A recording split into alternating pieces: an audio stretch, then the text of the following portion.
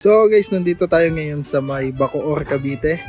Nagkakabit tayo dito ngayon ng solar panel. Ang gamit natin panel German, AE German quality. So yun yung kanyang kulay black. So inaangat na natin ngayon yung mga solar panel para bukas pag nagkabit tayo, dire-diretso na. Tapos ayun natin yung battery. Ang gamit natin ditong battery ay GHE battery lithium na 10 kW. Tapos ang inverter natin dito ay 6 kW na hybrid DAE. So tignan natin yung battery.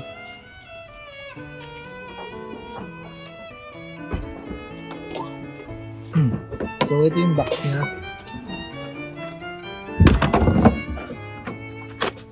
Ayan guys, yung brand ng ating lithium.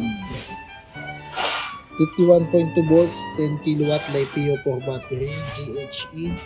So ito yung kanyang LCD, meron siyang kasamang wire. Tapos ito yung kasama niya, bracket. Tapos meron tayo dito, syempre hindi pwedeng mawala communication para sa inverter. So yun yung ating battery. Inverter naman natin. Ayan yung mga gamit natin hose. Tapos ang inverter natin ay DAE hybrid na 6 kW. So yun guys, ito yung ating inverter na hybrid.